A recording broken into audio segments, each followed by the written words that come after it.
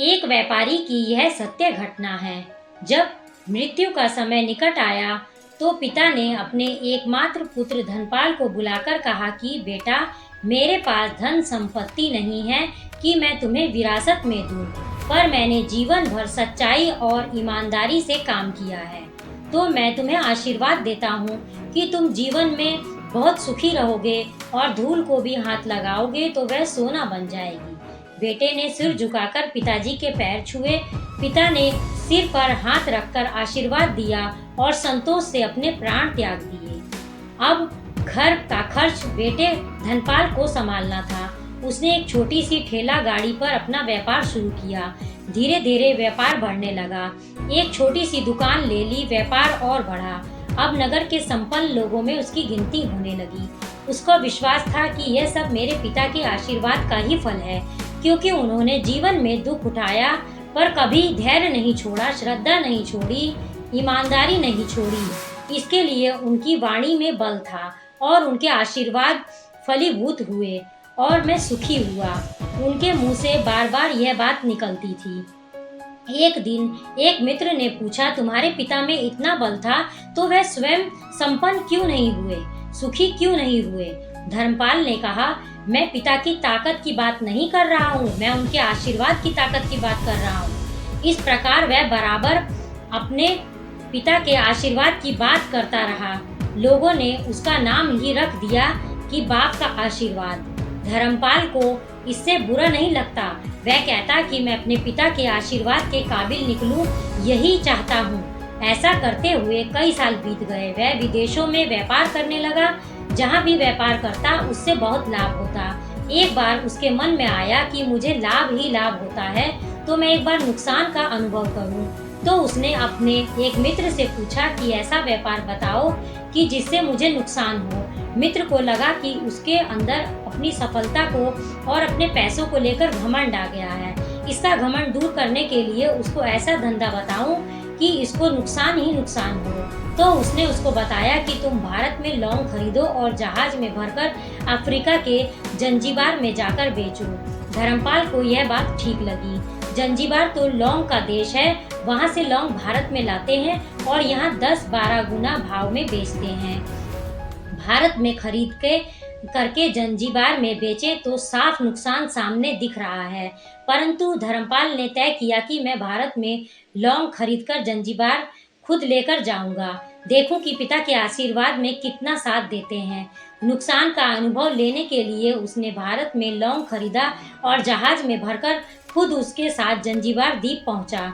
Zanzibar में सुल्तान का राज्य था।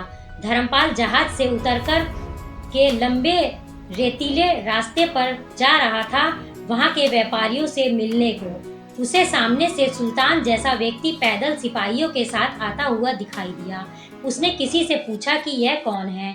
उन्होंने कहा कि यह सुल्तान है। सुल्तान ने उसको सामने देखकर उसका परिचय पूछा। उसने कहा, मैं भारत के गुजरात के खंभात का व्यापारी हूँ और यहाँ पर व्यापार करने आया हूँ। सुल्तान ने उसको व्यापारी समझकर इसका आदर किया और उससे बात करने लगा।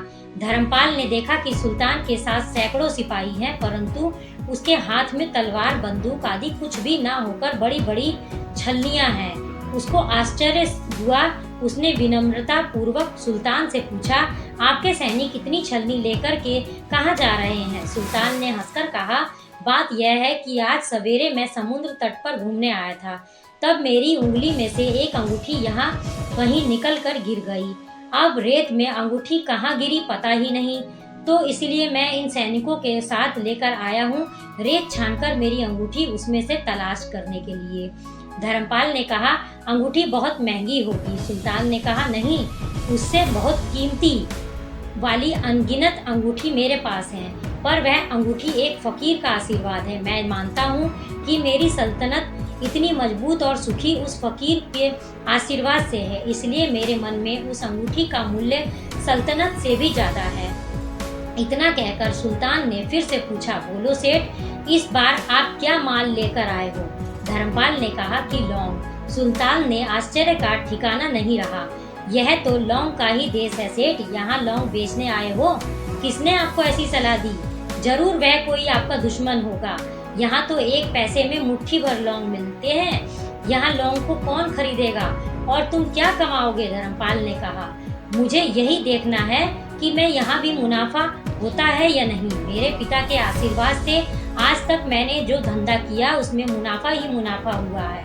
तो अब मैं देखना चाहता हूँ कि उनके आशीर्वाद कहाँ यहाँ भी फलते हैं या नहीं।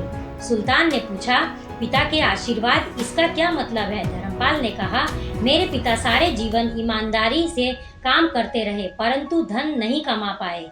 उन्होंने मरते समय मुझे भगवान का नाम लेकर मेरे सिर पर हाथ रखकर आशीर्वाद दिया था कि तेरे हाथ में धूल भी सोना बन जाएगी। ऐसा बोलते बोलते धर्मपाल नीचे झुका और जमीन की रेत में एक मुट्ठी भरी और सम्राट सुल्तान के सामने मुट्ठी खोलकर उंगलियों के बीच से रेत नीचे गिराने लगा।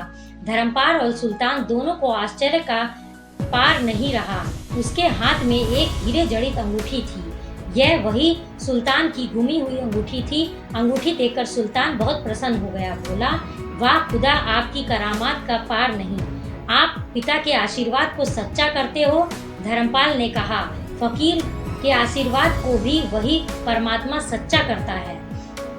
सुल्तान और खुश हुआ, धर्मपाल को गले लगाया और कहा, मांग सेठ, आज तू जो मांगेगा मैं दूंगा। धर्मपाल ने कहा, आप 100 वर्ष तक जीवित रहो और प्रजा की अच्छी तरह से पालन करो। प्रजा सुखी रहे, इसके अलावा मुझे कुछ और नहीं चाहिए। सुल्तान और अधिक प्रसन्न हो गया। उसने कहा, सेठ, तुम्हारा सारा माल आज मैं खरीद लेता हूँ और तुम्हारी मुंह मांगी कीमत दूंगा। इस कहानी से शिक्षा मिलती है कि पिता के आशीर्वाद हो ये तो दुनिया की कोई भी ताकत तुम्हें पराजित नहीं होने देगी। पिता और माता की सेवा का फल निश्चित रूप से मिलता है। आशीर्वाद जैसी कोई और संपत्ति नहीं। बालक के मन को जानने वाली माँ और भविष्य को संवारने वाले पिता, यही दुनिया के 2 महान ज्योतिषी हैं। अपने बुजुर्गों का सम्मान करें, यही ईश्वर की सबसे बड़ी सेवा है।